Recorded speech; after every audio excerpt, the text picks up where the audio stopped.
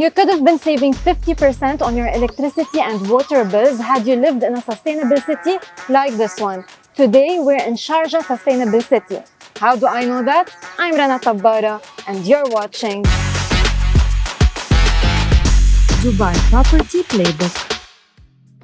Hi, Carl. Good How morning. are you? Good Welcome morning. to Sharjah Sustainable City. So we heard that Sharjah Sustainable City hit a record of 2.5 billion dirhams. Can you please tell us what drove investors to buy into this community? So Sharjah Sustainable City is the first sustainable residential community in the Emirate of Sharjah. It was launched in 2019 following the success of the Sustainable City in Dubai. So today the project comprises of 1,250 villas, fully sustainable. Developed across 4 phases. Phase 1, Phase 2 and Phase 3 are fully handed over, and we actually now have residents living in the city.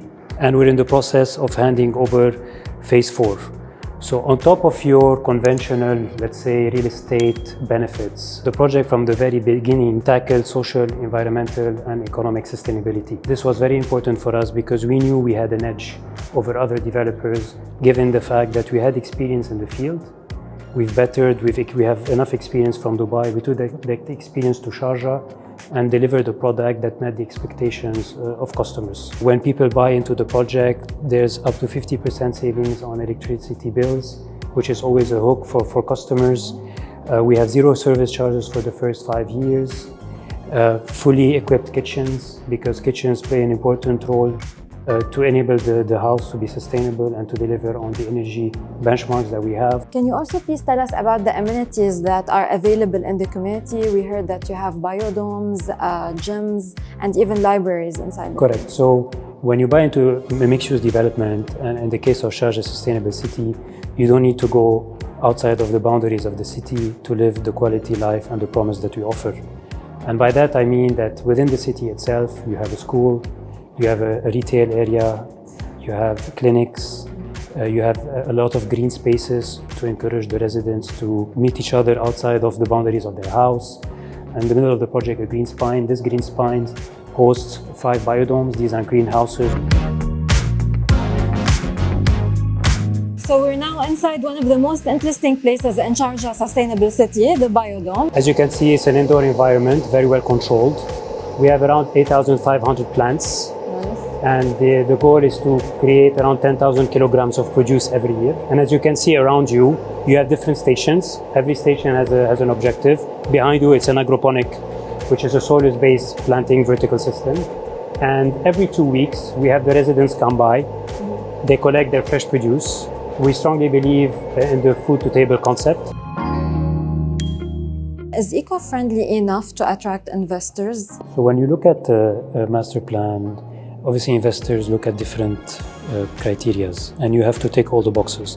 In our case, price point was competitive, the units and the layouts were competitive, the typologies we had were also ample enough for different types of investors. And on top of that, we take the sustainability box, which for most investors was the most interesting component because it meant long-term benefit, long-term gain, appreciation. I think this question is on everyone's mind right now. Are buyers who come into Sharjah Sustainable City mostly investors or end users? Well, we have a mix of both. We have a healthy distribution of investors versus residents. Obviously, as a sustainable community, you want people to buy to live in because they understand the vision and the mission that we have. So if I were to put a percentage today, I think we have around 70% of residents versus 30% of investors, which is a very healthy ratio. And the investors at the end of the day look at the long-term value. Yeah. So do our residents. Today, somebody who's living in his villa wants to see it appreciating over time. And because it is a sustainable community, there's some sort of a guarantee that in the future, the value of your property will appreciate. And still we're in the process of building the community, so it's not yet fully handed over. The mixed-use part is being built. Once the city is ready and the city is fully delivered, then we expect better appreciations as well. So we have a healthy mix that we are trying to retain as well.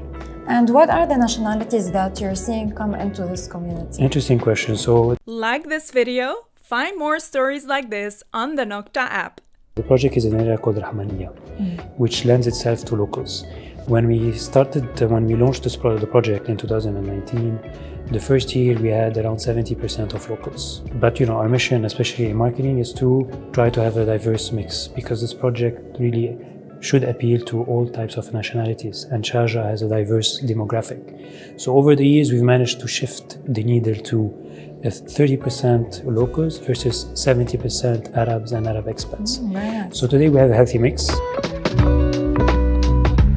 Carl, given your expertise in the area, we have to ask you, where do you see sustainable communities going in the next 3 to 5 years? Good question. So the vision that was set by the leadership of this country is very clear. The ambition is to achieve net zero by 2050. This is a bold ambition, and we are happy to be part of it.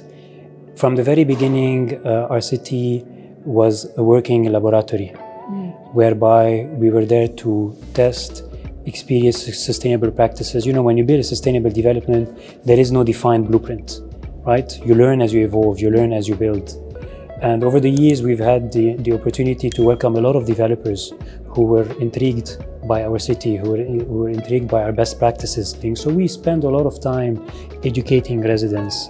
We also spend a lot of time fostering meaningful partnerships. One of them was with BIA recently, whereby we're looking at ways to innovate in waste management. Right? Waste management is a big part of the carbon footprint of the city. How do we reduce the waste management? How do we make it more efficient?